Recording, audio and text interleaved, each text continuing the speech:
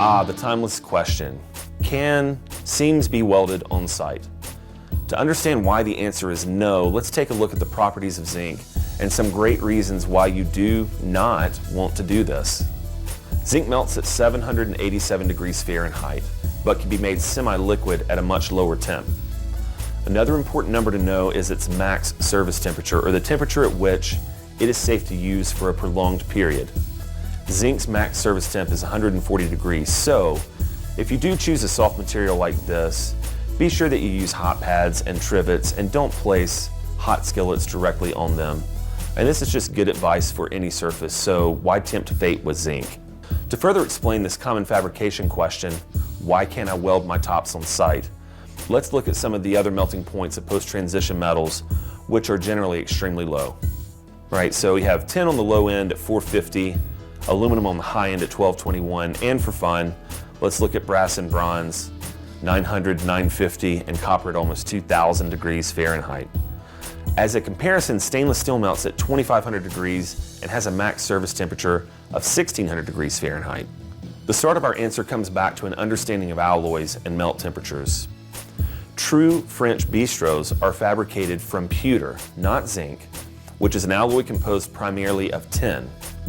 When worked on site, the filler rod is actually the material, which melts at an extremely low temperature, around 450 degrees Fahrenheit.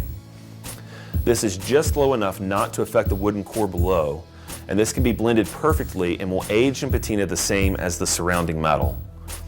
Zinc is a much different story than tin. To keep the surface metal intact, a lower metal alloy containing tin is generally used so that the wood below doesn't ignite and the relatively thin zinc layer doesn't vaporize.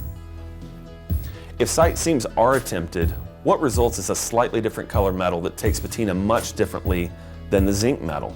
So in reality, it's not really soldered or welded, but rather a hot bead of caulk is just laid like a filler between these two pieces.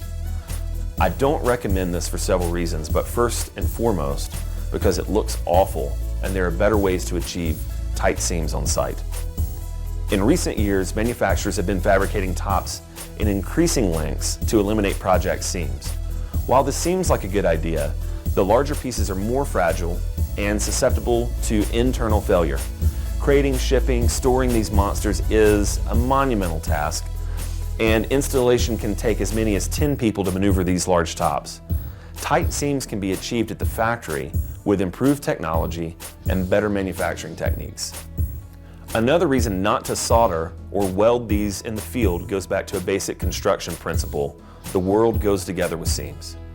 If you attempt to join a very thin piece of soft metal around two large plates and movement occurs on one of them, so let's say someone sits, leans, or steps on one section or one edge, this can cause an aesthetic failure. Despite our best efforts, even with a subtop, these two pieces can move, even on a small scale, independently from one another. Further, if the piece ever needs to be replaced for some reason, work would need to be done to reverse this weld to free the piece for replacement. So as a real-life example, I finished an install at a prominent golf course. Got an email the next morning thanking us for the work that we had done, and then asking if there's any way that we could remake one of the pieces because a large chandelier fell overnight, completely destroying that section. So, yeah, the piece completely destroyed a section, and they had a big event coming up in a couple weeks.